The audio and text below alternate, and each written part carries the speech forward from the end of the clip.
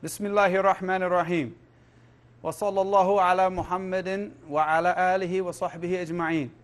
Dear viewers, Assalamu alaikum wa rahmatullahi wa barakatuh.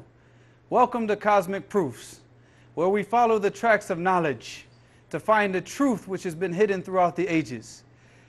Today's show will be dealing with Jesus, alayhi salam, and the many different Jesuses, or the different forms that I guess that you could say history has given us of Jesus over the years.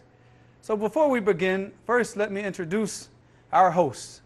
First we have Dr. Nayef bin Fawaz bin Shaian. How are you doing? Assalamu alaikum. All right. And Dr. Saoud bin Fawaz Al Shaaian. The twins. Yes. And we also have some very distinguished guests today. So we'll give them a minute to introduce themselves. Doctor. Abdullah Muslim from New York. Hayakallah. Assalamu alaikum. Akhukum Salim Morgan, in California. And Abu Salman Diyuddin Eberly from New York also. Welcome to the show, welcome to the show. So we have an interesting topic today. We have guests coast to coast. Yes. From New York Full to coverage, California, all the way. Yes, We cover the whole. and from Florida, so I'm going And south, north to south. yes, Exactly. no, we have all the directions. Yes. So interesting show today. Yes. Different Jesuses. Can you please expound on that one, please? Yes. Before we start, as usual, we start by giving a small saying about the subject that we're about to address in 7 languages. We say in Arabic, لا يكون المسلم مسلما إلا بالإيمان بالمسيح عليه السلام. In English we say a Muslim cannot be a Muslim without believing in Jesus Christ. In French we say un musulman ne peut pas être un musulman sans croire en Jésus-Christ. In Spanish we say un musulmán no puede ser musulmán sin creer en Jesucristo.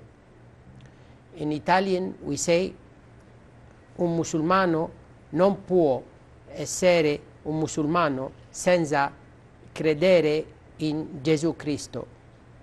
And in Portuguese we say un musulmano non può essere un musulmano senza credere in Gesù Cristo. In Hebrew we say مسلمي לא יכול להיות מוסלמי בלי להאמין בישוע המשיח. So Jesus Christ, peace be upon him, is a fundamental belief in Islam. That to start with. Now about Jesus, peace be upon him. In his time there was the true, real Jesus, peace be upon him, which we call the historical Jesus. which we call the historical Jesus, which many theologians wrote about the historical Jesus from a historical perspective. Yes. And there is another Jesus that was developed after Jesus, peace be upon him, ascended to heaven, and this was in a time frame between 20 to 35 or 40 years after his ascension. It's a Jesus for the Gentiles, for the non-Jews, because Saul, the arch enemy of the followers of Jesus, Which is known now as Paul, yes. which is known as Saint Paul Yes. now, he created another Jesus, and he admitted that he claims that in a dream or in a vision he was appointed as the apostle to the Gentiles.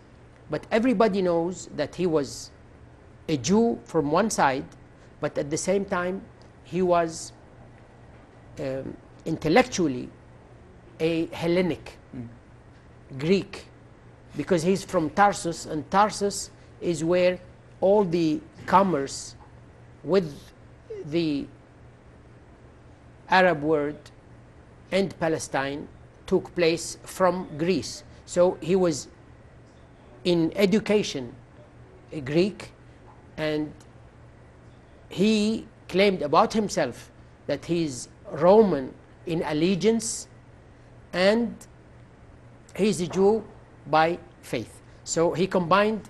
So he's what today we would He's call the man of the word. We'll call him a politician today, basically. Right? What you call him, a politician that could win. Yes. Yes. He's got a little bit of everything. And he said it about himself that he. But we will He is dedicate. everything for everybody. Yes. Yeah, we will dedicate a whole series about Paul. Paul. That But should be now- interesting. Yes. Yes, but now we want to address how this whole idea started of creating another Jesus, because in his Jewish domain he was a real prophet of God, where the Jews did not want to accept him as a prophet of God. So what they did is, to prove that he was not the prophet of God, they said, if we can kill him, we prove that he's an impostor. And unfortunately, without knowing, Christendom in total now confirmed what the Jews wanted to do about him without knowing. So they gave them everything without knowing to prove How so? to prove that he is an impostor. Because we should remember that in the Gospels, in all of them, there is a passage where Jesus was praying, and we showed how he prayed by touching his forehead to the ground. Similar to Muslims. Yes. Similar to Muslims, exactly. Only people on earth that does that. So, and he begged God, so he cannot be himself God, because he was praying to his God and telling him, take away this cup from me. I don't want to die, but not as I wish, but as you wish, which shows three things. First, that he didn't want to die. No, first, that he is not God, because he is praying to his Creator. Unless he's asking himself, which would Exactly. be kind And of then strange, yes. Which we call crazy nowadays. Yes, exactly. He would talk to himself. And then the first thing that he proved in this short sentence, he proved that he is not God, that he is a creation, not a creator. Yes. And the second thing, he proved that he doesn't want to die. And the third thing that he proved, that there are two wishes, and you cannot have two wishes for the same person. And the fourth one is that you have a hierarchy of wishes. The wish of God is the one that prevails, not the wish of Jesus. Yes. So that is clear. From a historical point of view, this is very important, because this proves, but the answer to this prayer does not exist in the Bible, because the Bible says that he was killed. Yes. He was put on the cross.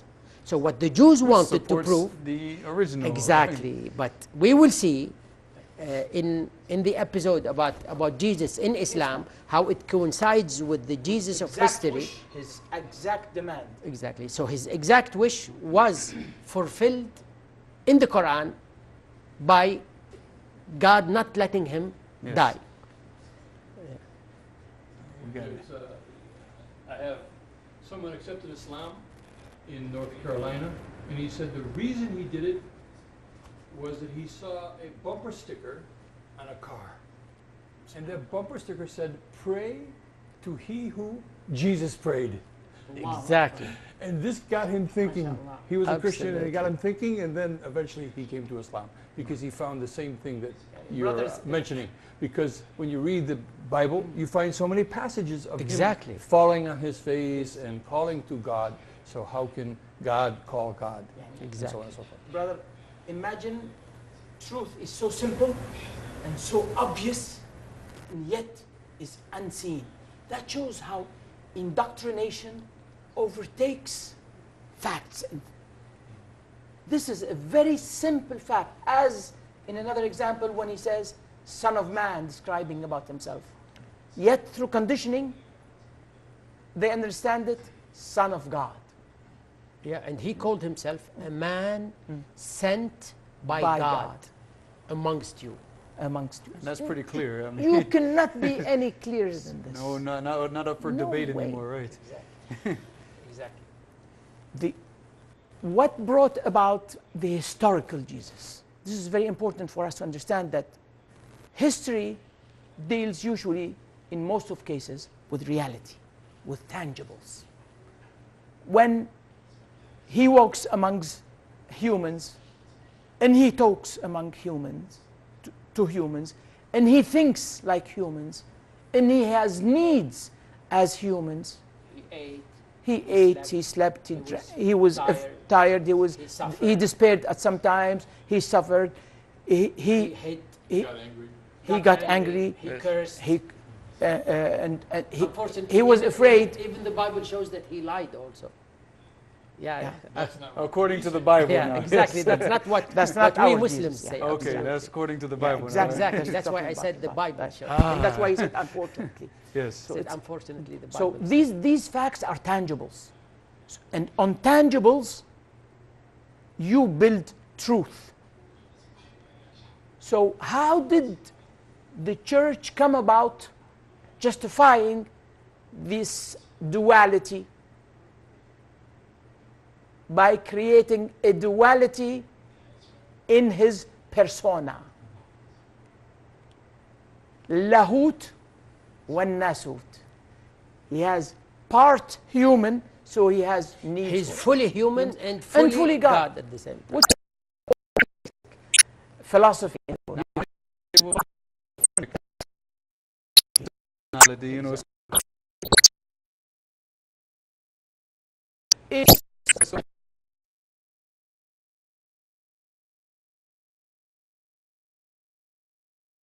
From they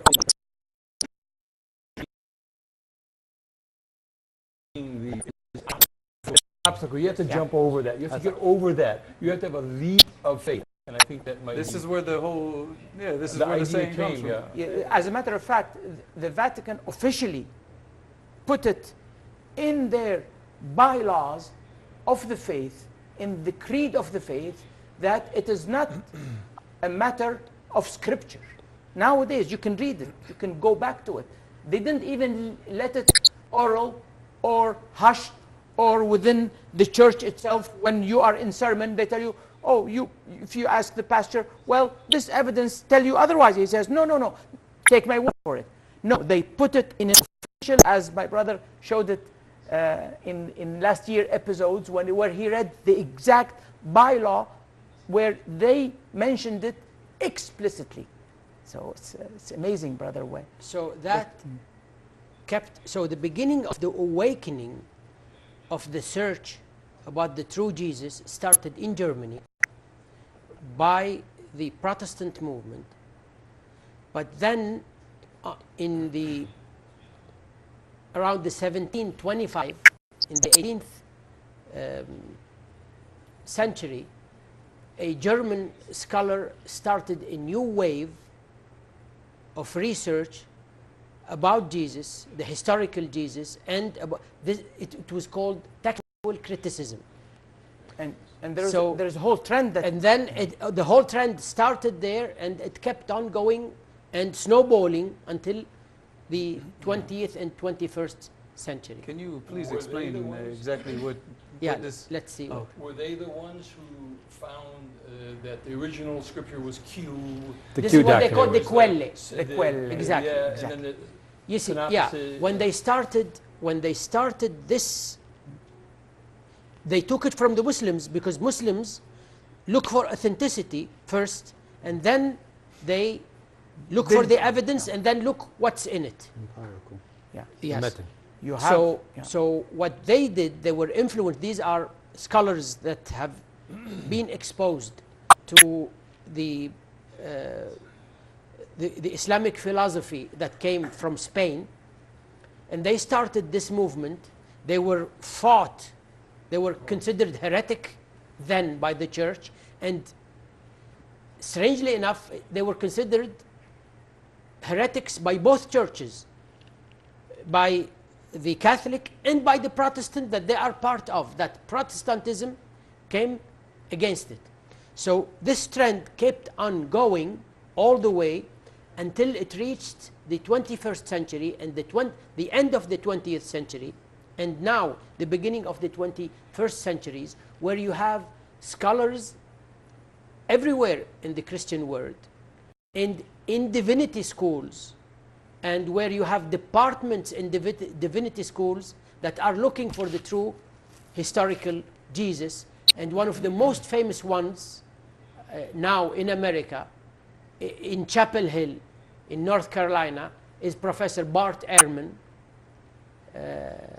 that wrote many books, and his most famous one was Misquoting Jesus. That was the bestseller in the New York Times bestseller. Misquoting Jesus. He said in it that we don't have the originals, meaning the original manuscripts. We don't have copies of the originals. We don't have copies of the copies of the originals, or copies of the copies of the copies of the originals. What we have are copies made later, much later, in most instances, many centuries later. And there are more differences amongst our manuscripts than there are words in the New Testament. This is verbatim, Yeah, exactly. word by word, from his book, Misquoting Jesus, Bart Ehrman saying it. It's actually worse than misquoting, because he has another book called Forged. No, this is his latest on the version. latest Because version. what he did, he started slowly to be accepted. Revealing this truth and these And facts. then and when he his established last one is forged. This is the last book. He proves how it was forged. deliberately forged. Okay. Yes. But talking about this trend, which is a textual criticism, once you start a trend, you can never stop it, because these same criterias by which you can criticize a text based on its own merits, whether historical or from a scripture point of view, it is so important that this snowball effect brought us to nowadays, where they actually admitted that whole sections of these Bibles were interjected completely. what we can, We're going to have to save this now for the next episode, because we don't want to give the viewers everything all at once. Because I think it's too much to handle. So there you have it. We have definitely learned, like always, a lot of new information. And I hope that you're just like me, you're just waiting for more. So inshallah, after this, we'll come back with the next episode to learn more about the historical Jesus. Assalamu alaikum wa rahmatullahi wa barakatuh.